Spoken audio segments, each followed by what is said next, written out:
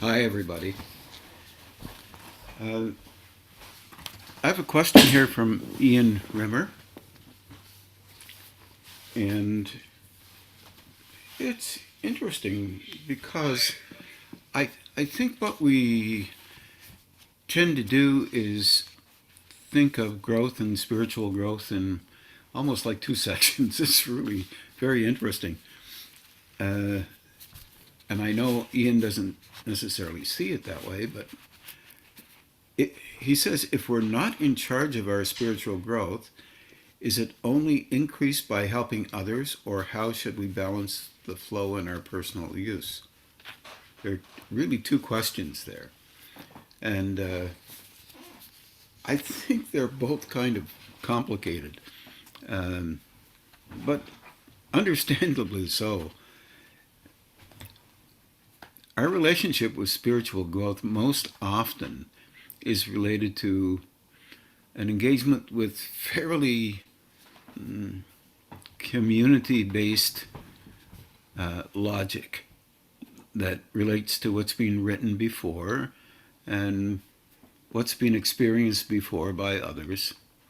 And our relationship with spiritual growth has the remnants of memorization and uh, acting and engaging directly as others do so that we can kind of catch their wave, or at least think that if we do exactly the same things, from our perspective, of course, then we are going to be spiritual too, and really ends up being involved with a reservoir of information based material.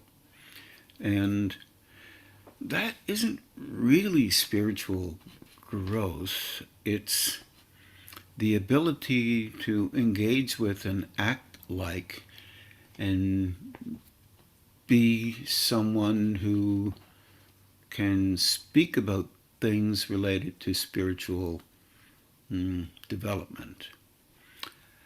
I think somehow the act of doing that lightens us up somewhat so that we might be influenced by an engagement with an internal relationship, a subtle relationship with whatever you might call it, energy, I would call it, simply because it appears that we are interested in spiritual development, uh, somehow within ourselves. And of course, defined by what we believe that must mean,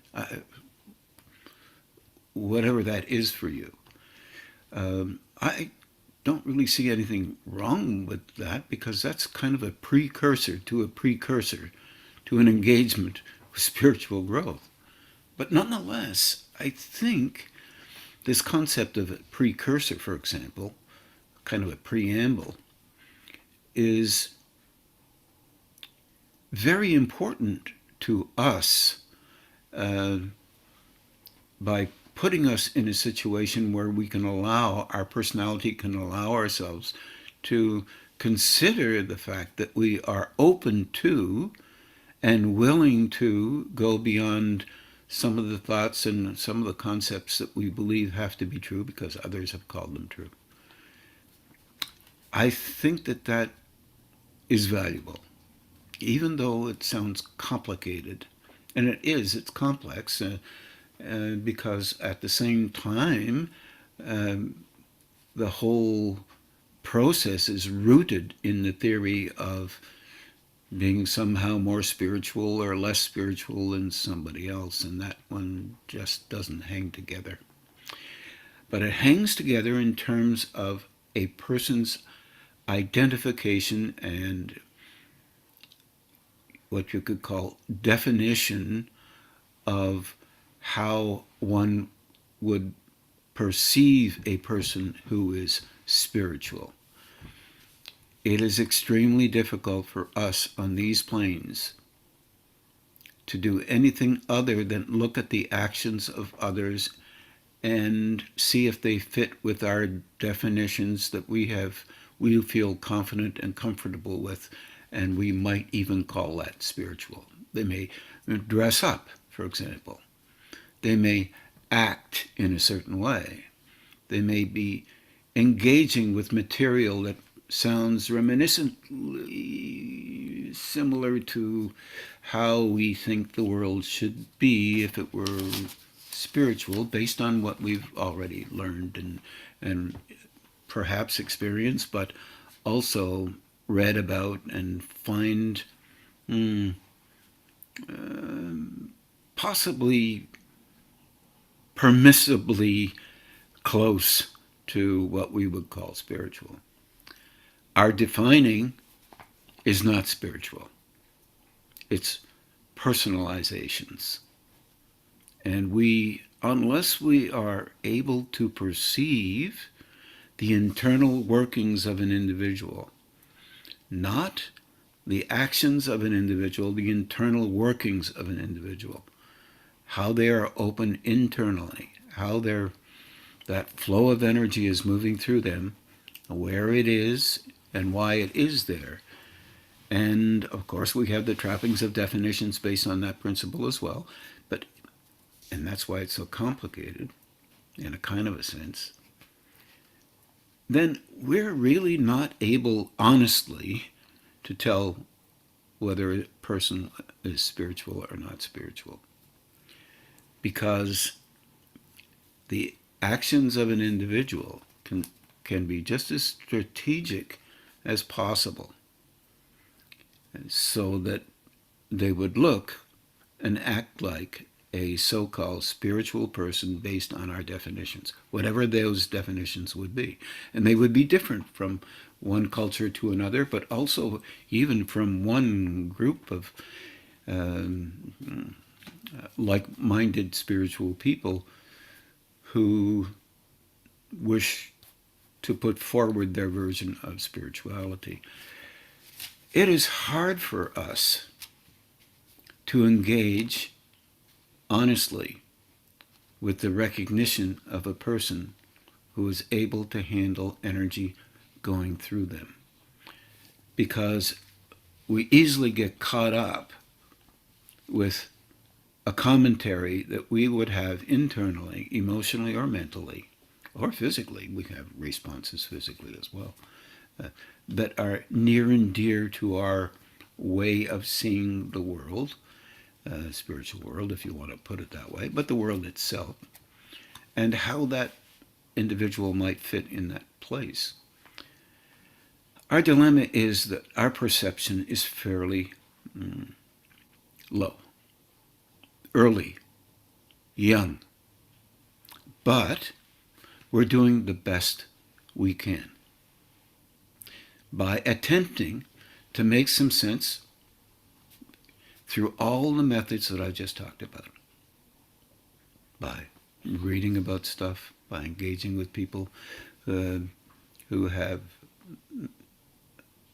to the best of their ability, tried to be helpful in some way to us, or just concepts that we believe have to be more true than somebody else's concepts.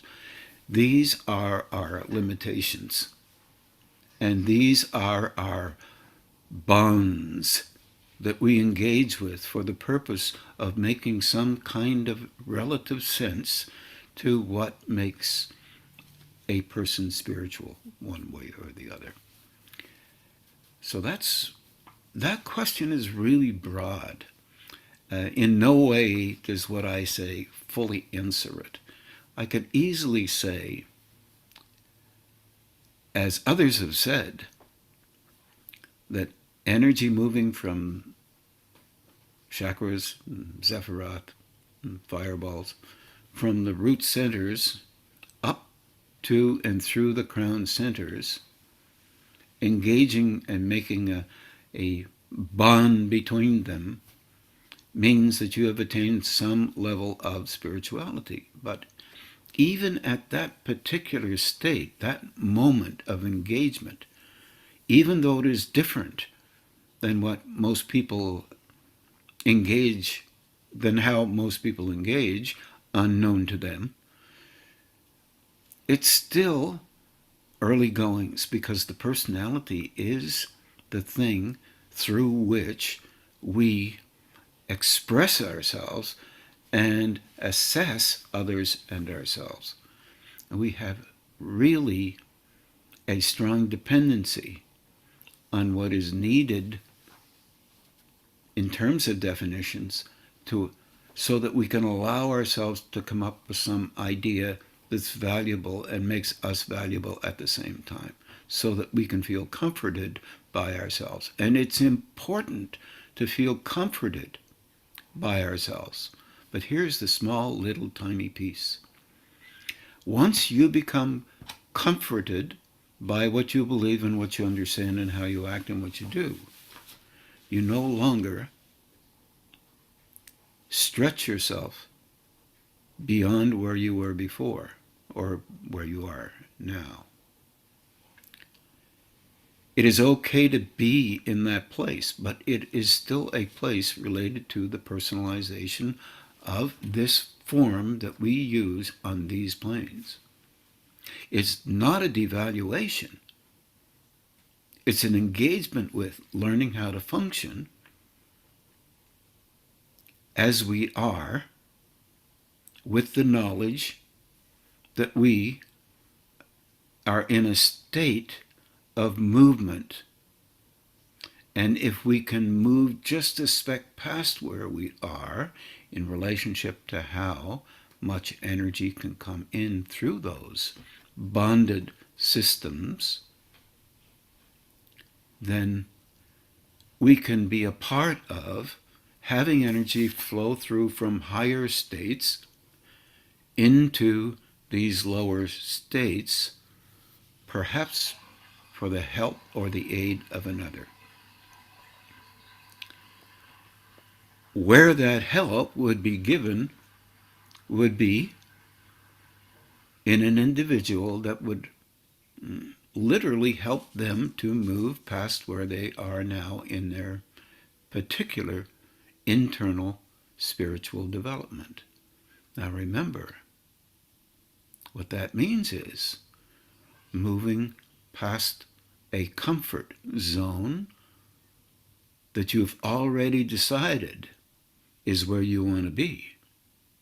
And that places you in a position not of devaluation, not of evolution or evolvement, but a place just where you are. Neither good, bad, right, or wrong. Just where you are. And we grow through where we are. Our dilemma is we dearly, many people, some people, want to become better or more able than what they are currently. Now, the features of these movies are related to the personalizations of the idea called spiritualization.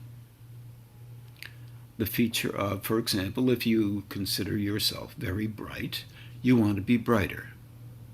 If you consider yourself enthusiastic and willing to be helpful to others or helpful to yourself even, depending on where you are on a continuum of development, then you would want to be better than where you were. If you're emotionally attentive and very capable, you want to be more able than where you are. If you're physically really able and you're quite capable of being active in all kinds of things that make you feel comforted in your identity, then you want to be even more able than that place. By definition, that means there would be movement in a positive manner. You're beginning to see how complicated this is. For example, if you are really able in a certain way, and you become more able to handle energy or various frequencies that you're not necessarily able to handle now, You might have no interest in something you thought was the only thing you would ever be interested in. Some kind of change may occur, and you may find yourself uncomfortable. And you might have to find a way of becoming more comfortable with something that doesn't make any sense to you.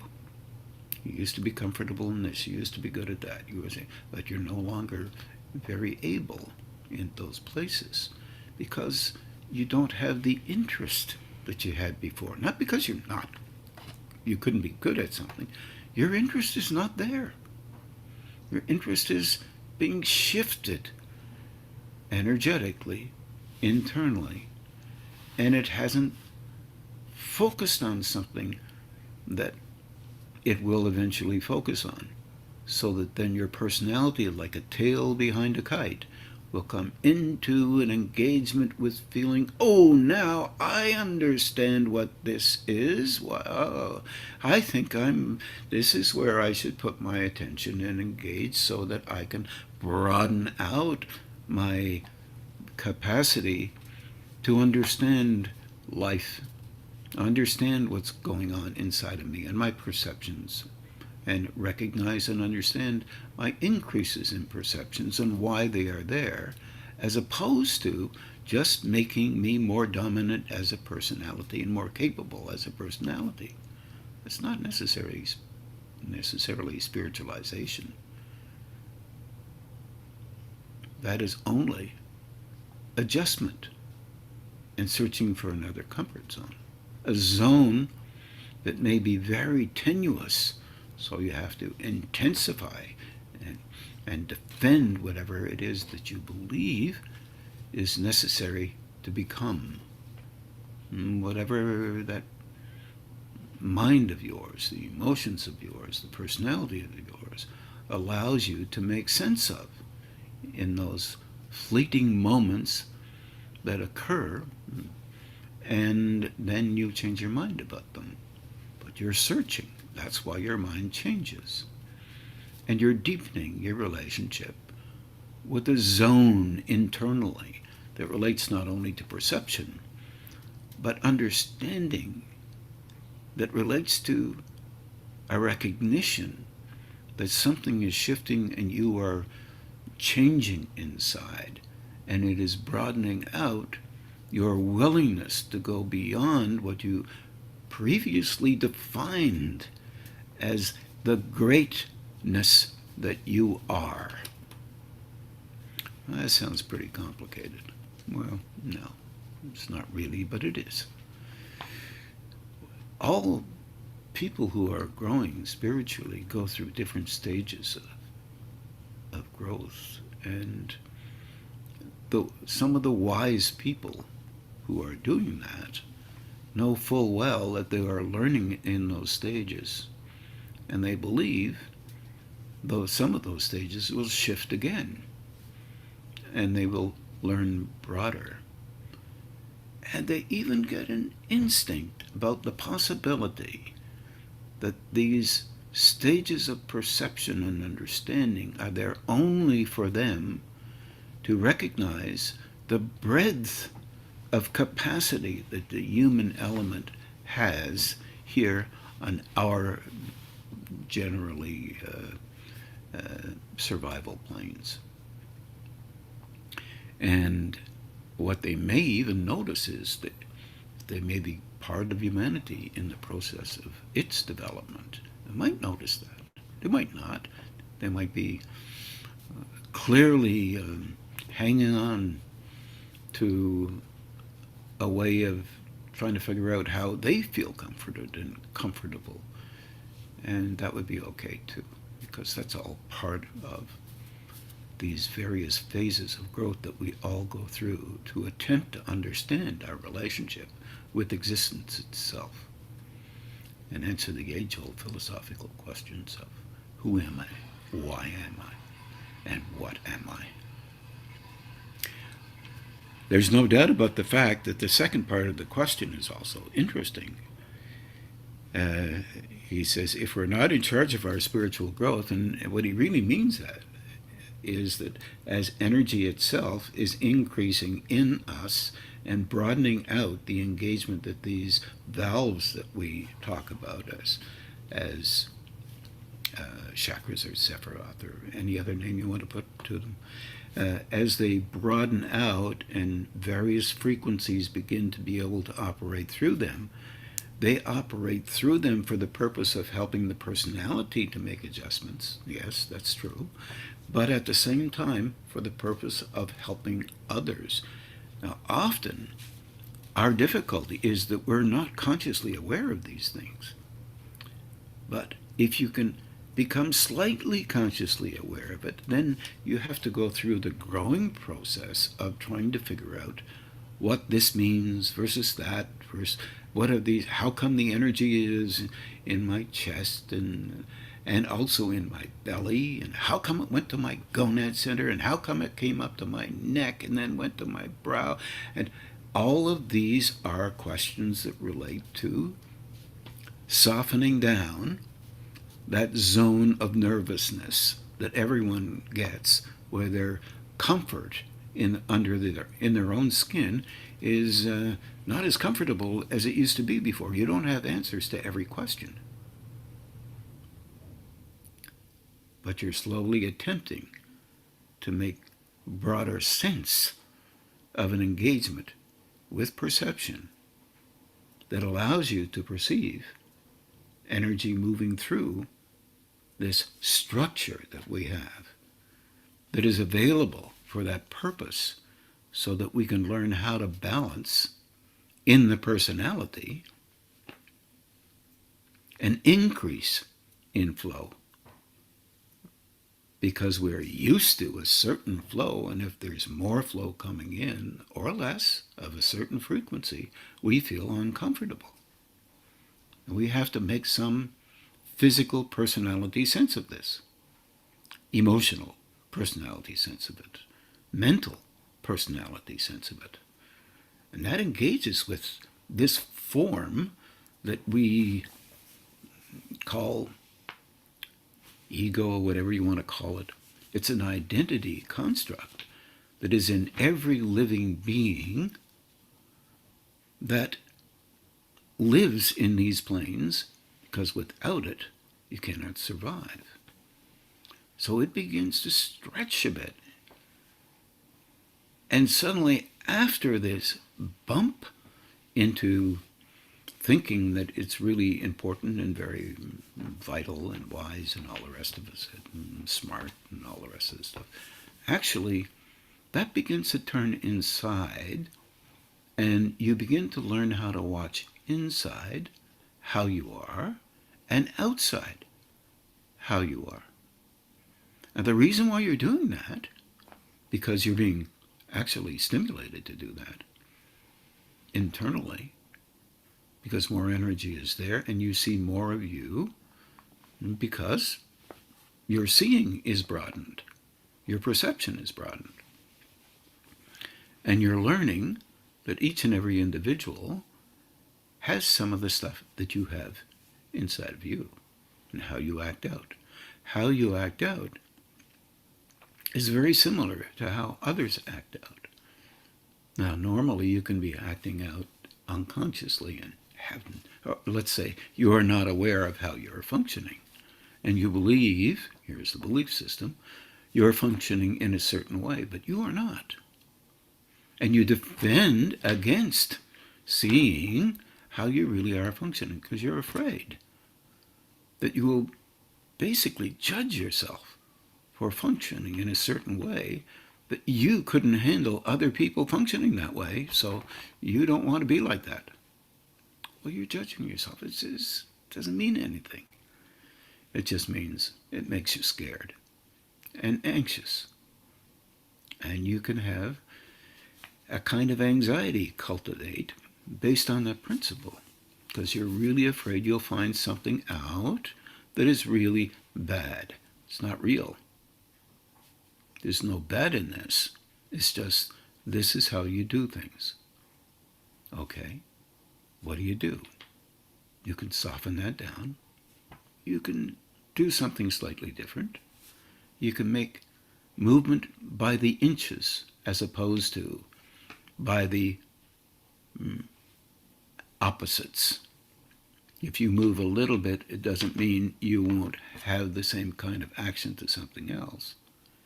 And that action that you had could be used to help you understand life or help you to protect yourself sometimes when it's necessary. All things are not either good or bad, right or wrong. They're just parts of us, and they influence us. And then we have a big green board or whiteboard up there in the mind that we put things on, and this is the only way things should be, and that's the right way, and this is the wrong way. And now we find ourselves, but even if we can't see it, eventually we find that we are doing some of those things ourselves. That should help us to understand that they aren't bad. It's part of the human condition. So, the movement towards beginning to see better what's inside of us is there because you will then notice what is not you by knowing what is you inside of you. And then you can be curious about what is going on because you begin to realize that you are nothing but energy. The physical you, the emotional you, the mental energy. It's all energy. The personalizations, the concretizations of using the same kinds of acts, emotionally, physically, and mentally, construct a form that we call personality. And you act out in those because that's normal for you. And others get to know, oh, that's how they are, that's how they act, so they know you when they meet you. Personalizations, that's your identity. So, secretly, we construct an identity. Secret from us, I mean. Although sometimes not that secret. And the dilemma in this is we don't know what that identity really is. We have beliefs around what it is, but we really don't know exactly what it is, and we're afraid to find out. Being okay with seeing you little by little as you are and softening down your reaction and talking to the energy that moves through you so that you can use it for the purpose of building a personality and continually keeping one relative to what you believe you think you should be like, is the nature of an engagement with an infinite flow of force, including all its ramifications, including all its various frequencies. As some think, some we cannot handle because we're not able to handle such frequencies yet, and some we can handle, and some we believe we can handle, but we can't handle too much of it. And this all is included with all of our definitions about how a spiritual person should be one way or the other. This is about spiritual growth, and this is about sort of not being in charge. If you, for example, notice something and you become quite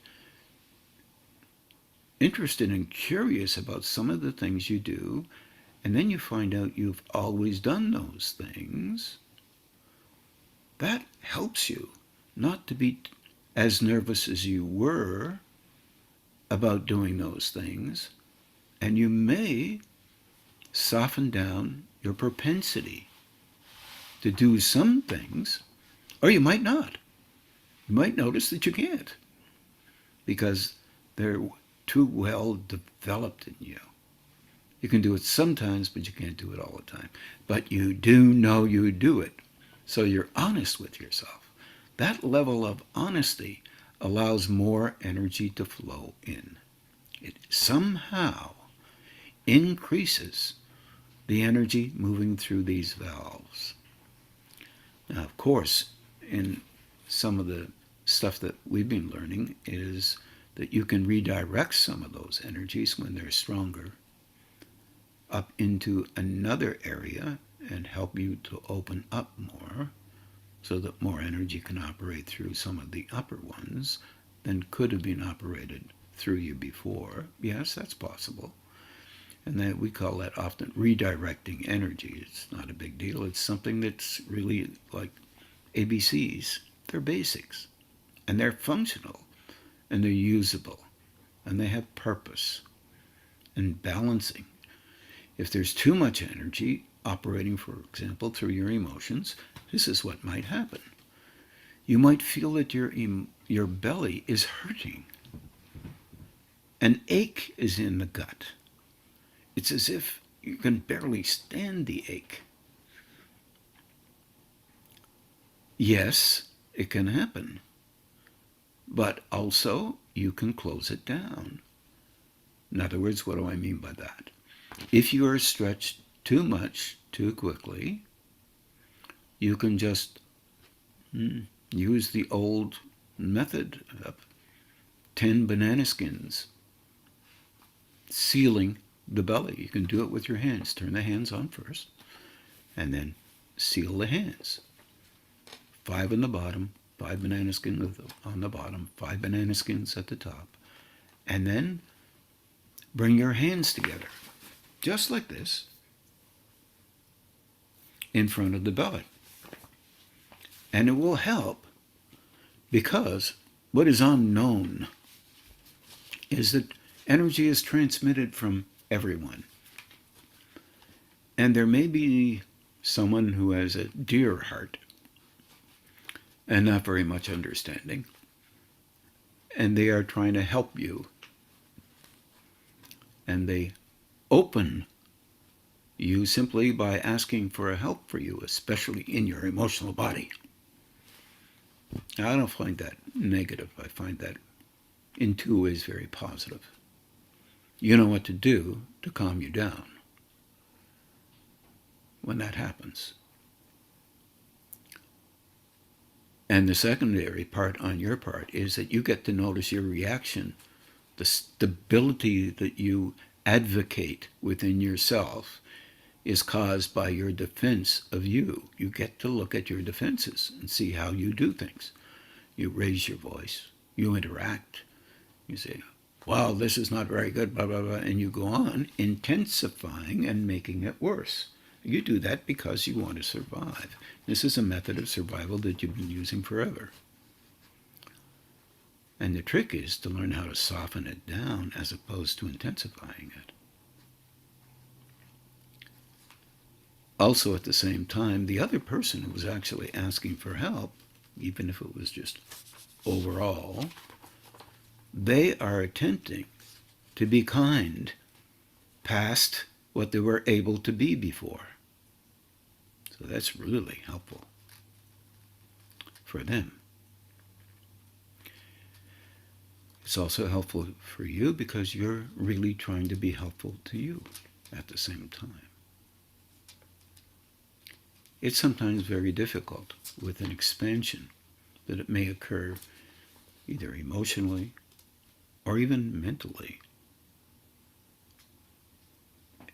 in the neck area to bring the personalized self-interest into your sight so you can stretch your relationship with you thinner so that you don't necessarily want to do what you've been doing so that you can learn how to soften down your own self-interest. It's not that simple. It's not that easy, but you can redirect from the gonad center, for example, up and through the throat. You know how to do this and redirect that energy around the head and bring it into the brow in a soft way, as soft as possible, so it will truly draw energy up from the self-interested areas and bring your attention into a broader, softer place. However, it will also increase the capacity you have to have energy flowing through you. You have to remember this. That's called spiritual growth. But if it doesn't match what you have in mind about what you believe spiritual growth is, that's your definition. That's not bad or good, right or wrong. It's a definition that you hold dear, and you hold that dear to your own self. And then you want to protect it and defend it. Your defenses get stronger, and your protection gets stronger, and you become more defended, generally speaking, and more self-protective, and more right, and unfortunately also more wrong. This is the commentary of you. This is not the reality of you. And it's not negative. It's part of the territory. So he says, is it only increased by helping others, and how should we balance the flow in our personal use? Well, Ian, you don't know how to balance the flow if you can soften down and remember to do the balancing and the redirecting, and also do the pump. Brings the energy away from what you're used to doing, and then try to talk to the energy itself and try to soften it down, ease it down, and use those same ideas that you've learned to do the life map. It's just two hands coming together for a purpose of having a kind of triangle which promotes a vortex. And basically, you're talking to a higher state and asking for help in your particular reflex reactions so that it can be softer. And so you then are helping yourself. It's all a state of preparation. And you're helping yourself to become more able to handle more energy because you know that you can do that. Thanks, Ian. It's a very interesting question and not so simple.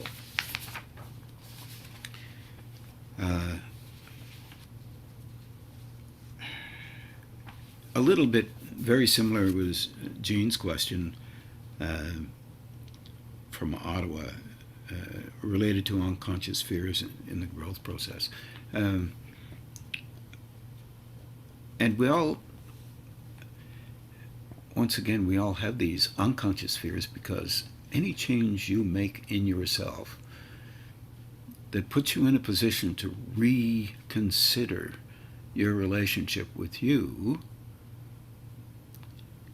is, first of all, supposition until a little perception can be made.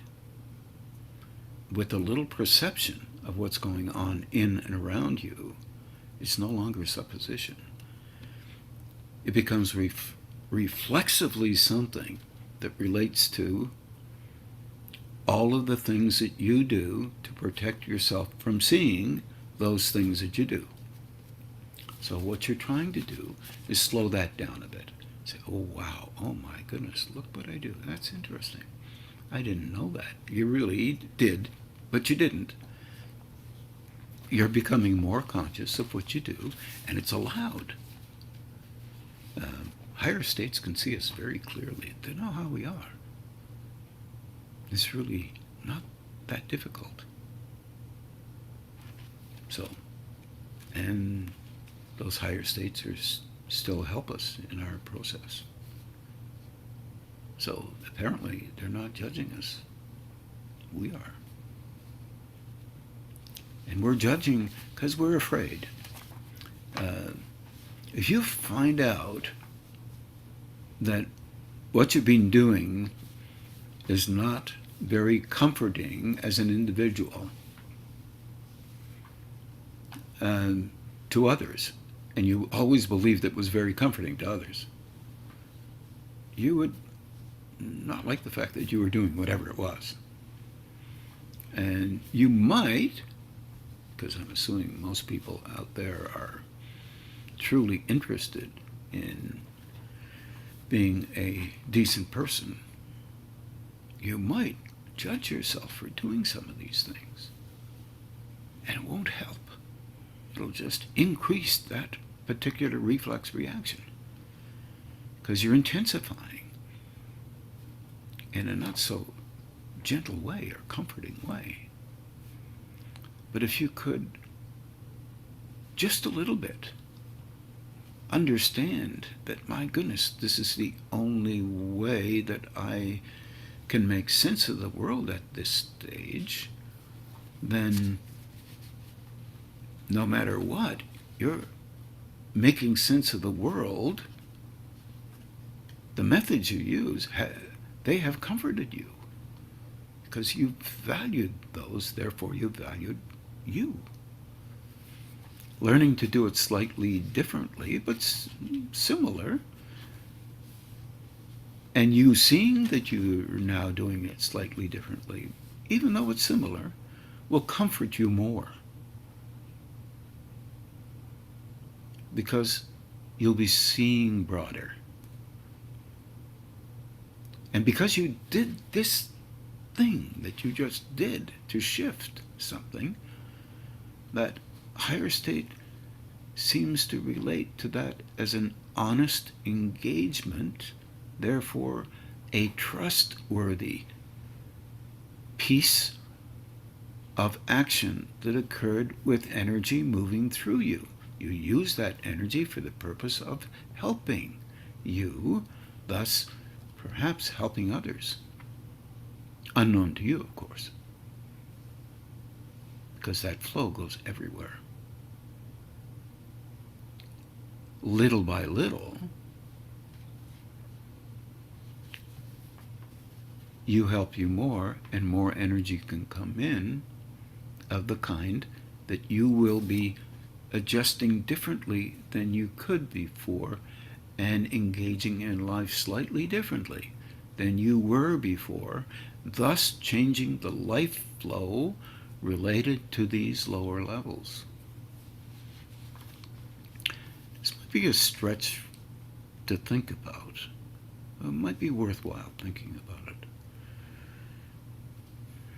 And then sitting back and doing the thinking that you often do, at least once a week, you might say, oh my God, if I think in an aggressive manner, then I'm adding to the aggression on this plane.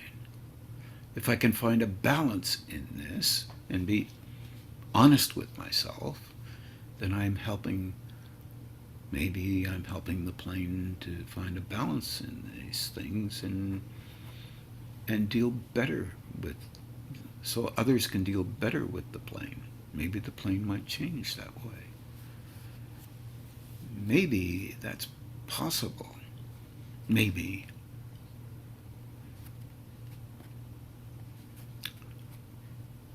It's worth a thought, but thinking about it might be helpful.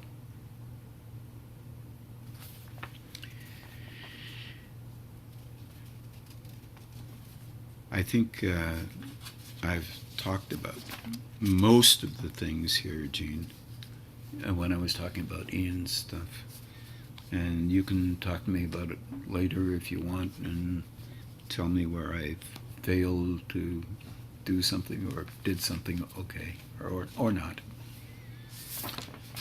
The last one was one from Andreev Kalupnik from New Jersey. I hope I got the right, or maybe south of Washington, Maryland. And he asked a very interesting question. He recently saw a document, and I'll just read from there, on Wilhelm Reich and the orgone energy. And energy is supposed to be just another name. The orgone is supposed to be another name for universal energy. Some people use orgonite contraptions to move energy in the body and help with healing. Do you have an opinion about that?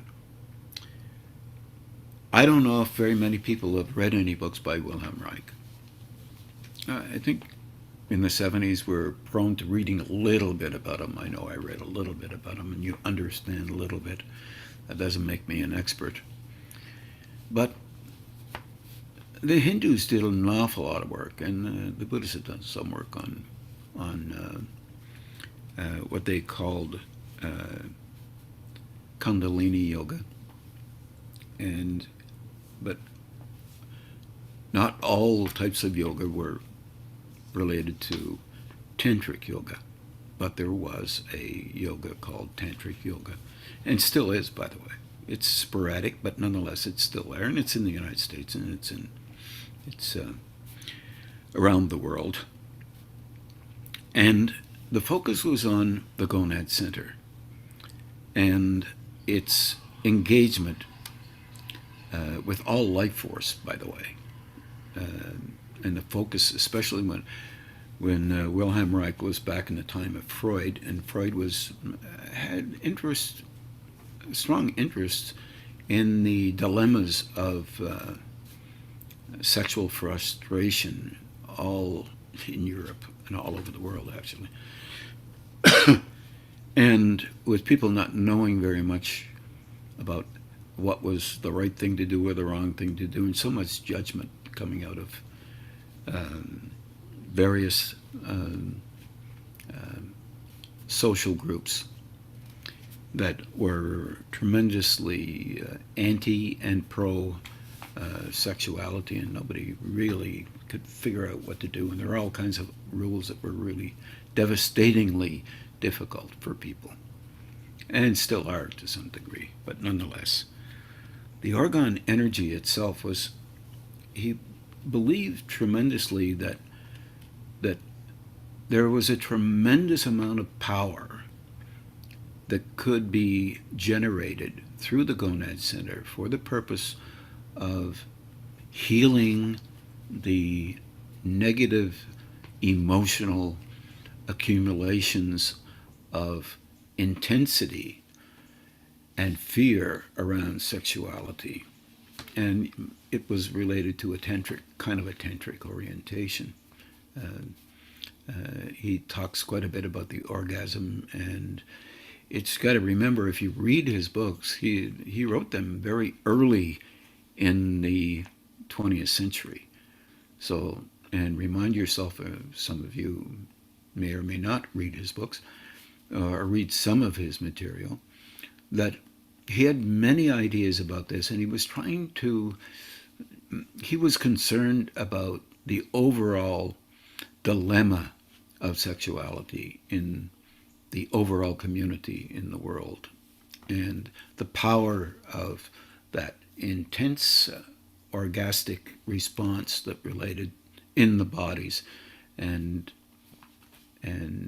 how people were definitely afraid to let go and have this happen, all the rest of it. And this still exists today. But in his view, he felt healing was a good thing, but there was a dilemma. The big dilemma is that we are people, and we get confused between the power or the flow of that intensity or energy versus the actual act of engaging with it. Our confusion is legitimate because our personalizations are dominant in our structure, our personal structure, our personality.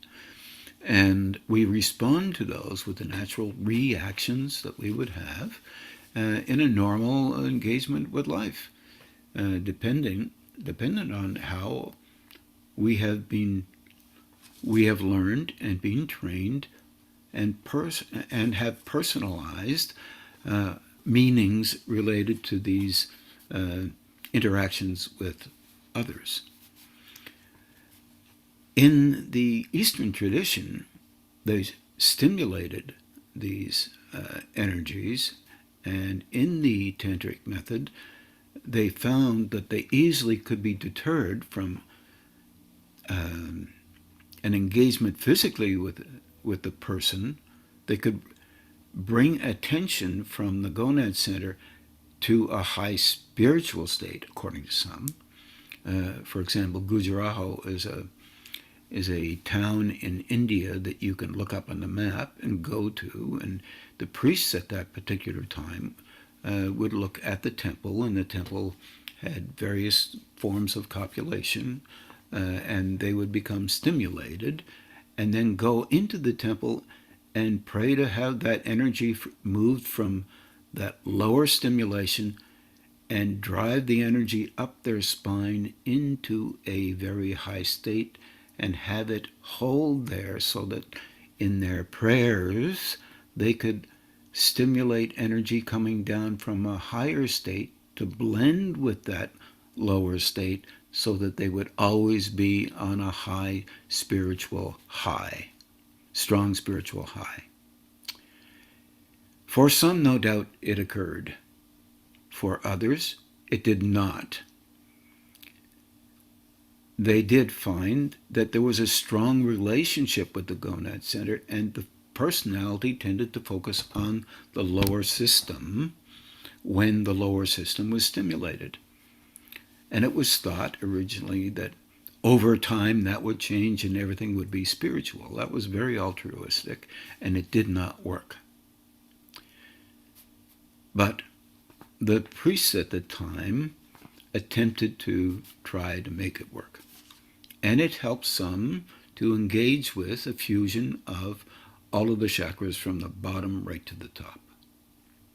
But the focal point was the gonad center.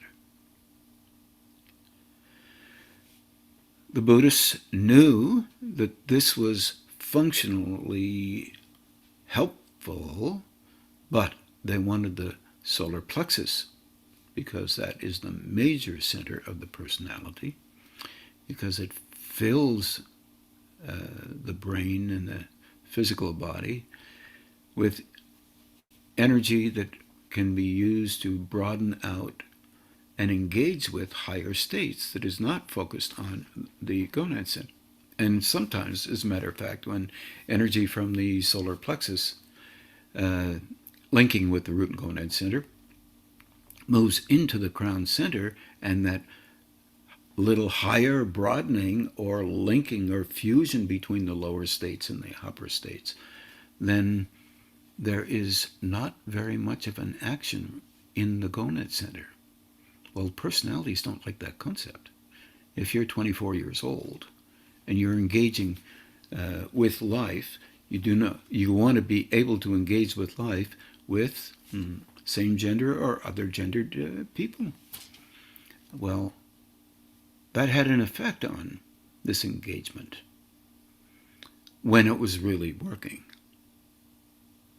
And that was a dilemma, because definitions of manhood and womanhood were based on a system being functional, not a system not being functional. But remember, we're back into Ian's question. What about spirituality?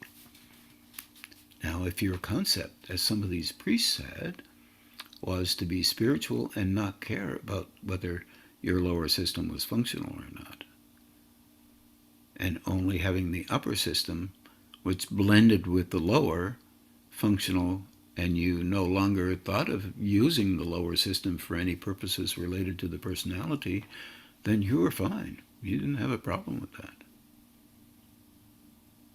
See, it's complicated. Not so simple. Well, Wilhelm Reich attempted to kind of, in his way, help people understand that we needed to think broader about that physicality and to understand deeper. And he was hopeful that the broadening out of this kind of engagement would help the tremendous difficulties of the time where both male and female restriction of, according to the rules of what was right and wrong, good or bad, that if you had too much sex, you were awful, and if you had any out of wedlock, you were terrible, and if you had anything other than what was in the rules, and the rules were changing all the time, depending on who was doing whatever they were doing, then you basically were really scared inside. If you were really rule-based and really paying attention to rules. Well, as you know, in the 21st century, people make up their own rules about other people, and they break those rules about other people, and we know that that happens all the time. That's, somehow we do these things, and somehow it's okay when we do them. It's not okay when somebody else does them. Well, we really do not understand something deeper. And so in this particular place, the Hindus and the Buddhists both found out that the average person had great difficulty with this method of use of the lower system to relate to the higher system, especially at the gonad center level. But at the root center level, in the solar plexus, less problem. Except that it made it difficult for other centers to be in charge, let's say, the main focus, if the solar plexus was the main focus. But then again, they found something else out.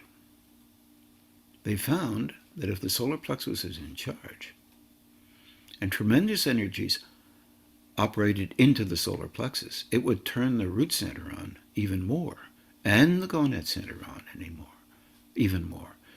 Turn the chest on, turn the heart center on, the throat, the brow center, and the crown center, and you were sitting right in the midst of a tremendously strong inability to balance your personality.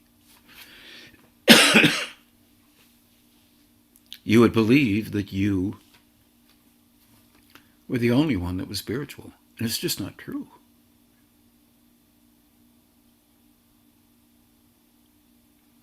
You would believe that you were the only one that were right, and it's just not true. Or wrong, just not true. So the maturation on a continuum related to these centers being open is still misleadingly difficult, misleadingly simplified. And we still manipulate ideas to try to get done what we believe should be done, or how things should happen, or why they should happen. And we fundamentally engage this way because we're kind of attempting to understand what would make sense to us individually. And then we group together in groups where, we're similar, and then, because there's similarity, then there's agreement.